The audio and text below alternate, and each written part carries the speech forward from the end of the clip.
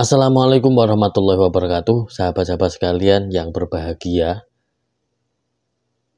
Inggris adalah negara pemenang Perang Dunia II. Jepang takluk ketika dua kota besarnya, yakni Hiroshima dan Nagasaki, dibom atom oleh Amerika. Dan Inggris yang memenangkan di dalam beberapa titik perlawanan memiliki hak dan tanggung jawab untuk melucuti senjata Jepang yang ada di beberapa negara. Dalam konteks ini adalah di Indonesia, maka yang berhak melucutinya adalah Inggris. Inggris ingin melucuti senjatanya orang-orang Jepang dan kemudian membebaskan orang-orang Eropa yang telah ditahan. Jadi ketika Jepang masuk ke Surabaya, orang-orang Eropa itu banyak yang ditahan. Ketika mereka tidak keluar dari kota itu, ketika Jepang sudah masuk, maka orang-orang ini ditahan selama 3 tahun. Itu ditahan. Nah, mereka punya tugas itu. Dan ketika waktu itu ditugaskan, Jenderal Malabi itu ditugaskan masuk ke Surabaya dengan membawa 6.000 pasukan, ya. Di beberapa titik kota, Inggris mengirim beberapa pasukan untuk melakukan pelucutan dan pembebasan orang-orang Eropa yang ditahan oleh Jepang. Di Surabaya, yang diutus adalah Jenderal Malabi yang mendaratkan 6.000 pasukan Brigade ke-49 di Tanjung Perak, Surabaya pada 25 Oktober 1945. Nah, yang tidak dipahami oleh orang-orang Inggris adalah bahwa di Surabaya sedang terjadi gejolak. Mereka sedang mengalami euforia kemerdekaan.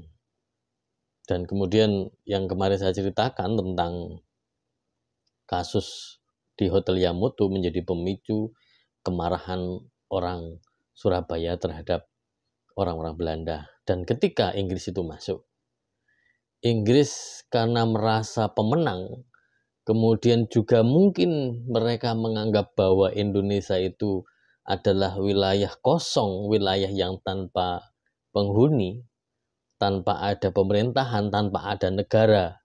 Maka mereka seenak-enaknya melakukan penguasaan terhadap beberapa titik yang menjadi vital yang ada di Surabaya. Dan mereka juga tidak kulon wun kepada Gubernur Suryo atau pemimpin-pemimpin yang ada di Surabaya. Ya karena mereka menganggap bahwa di Surabaya tidak ada pemerintahan, tidak ada negara, tidak ada pemimpin.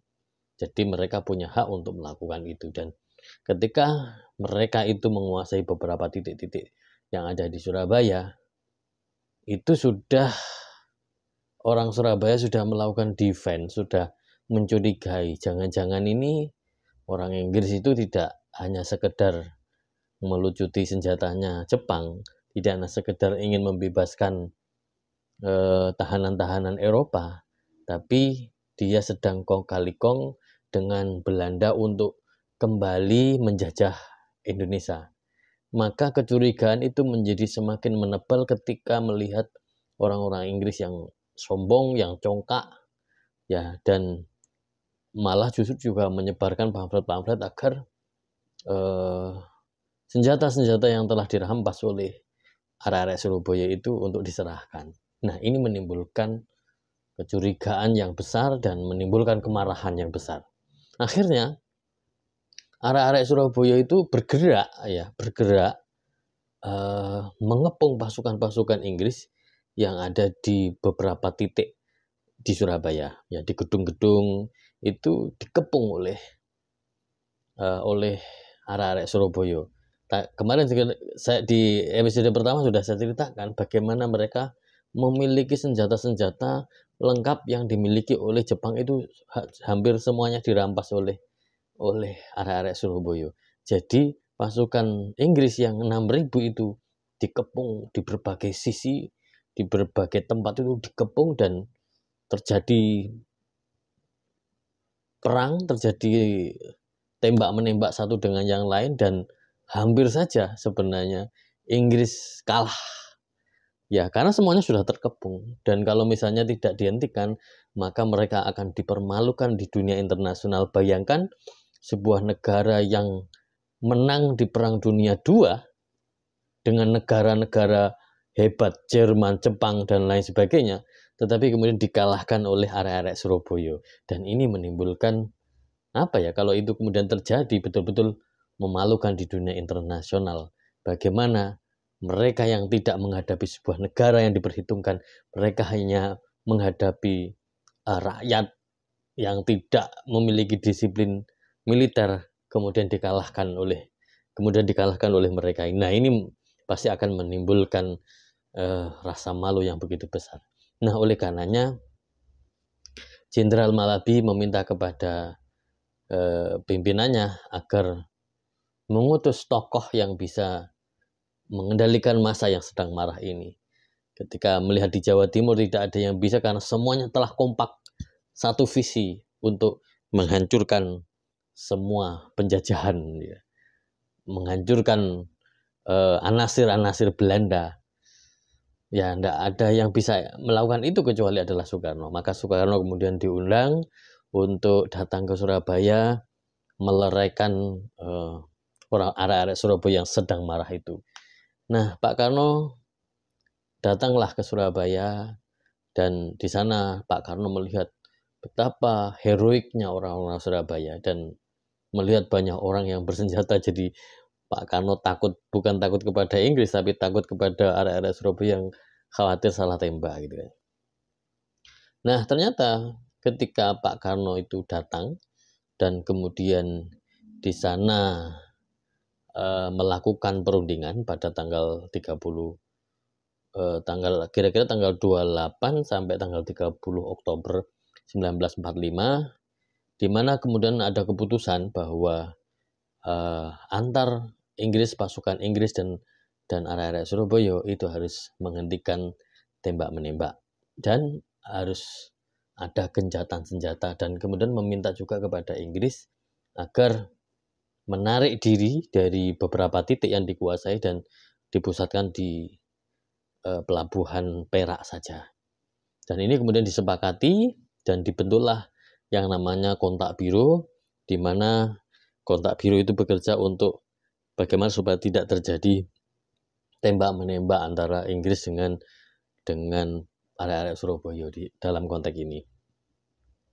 Dan ternyata di beberapa titik itu tidak seirama dengan keputusan-keputusan pimpinan, seperti yang terjadi di gedung Internatio Jembatan Merah, di mana pasukan Gurkha itu adalah pasukan yang berasal dari India, ya, yang dibawa oleh Inggris untuk perang dan dia menjadi pilar di dalam Perang Dunia II, pasukan-pasukan yang digunakan untuk perang.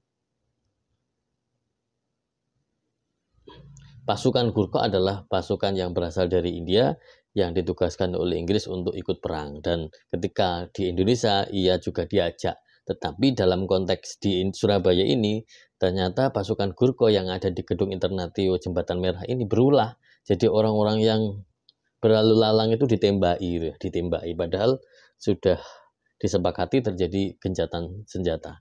Karena dia itu menembaki itulah, maka arek-arek Surabaya berkumpul di gedung Internatio dan mereka mengepung pasukan Gurkha itu. Nah, hampir terjadi tembak-menembak, kemudian datanglah Kontak Biro yang diketuai oleh Jenderal Malabi. Nah, Jenderal Malabi itu sebenarnya pengen turun dan memberitahukan pasukan Gurkha agar tidak menembak, tetapi dilarang oleh tim Kontak Biro ini. Maka diutuslah salah satu anggotanya untuk memberitahukan kepada pasukan Gurkha agar tidak menembak lagi. Tetapi ternyata belum sampai di sana, pasukan Gurkha ini berulah, jadi dia menembaki orang-orang yang sedang berkumpul di gedung Internatium, maka pecahlah itu dan tiba-tiba Jenderal Malabi ini ya yang ada di mobil itu ditembak oleh seseorang. Ada juga versi yang menyatakan dibom, ya dibom, mobilnya itu dibom. Nah, kematian Jenderal Malabi ini menyisakan sebuah misteri. Siapakah yang membunuh Jenderal Malabi? Di film Sang Kiai dinyatakan bahwa yang membunuh adalah Harun, seorang santri Tebu Ireng yang berasal dari Cirebon. Tetapi ada juga yang menyatakan bahwa yang membunuh Jenderal Malabi itu adalah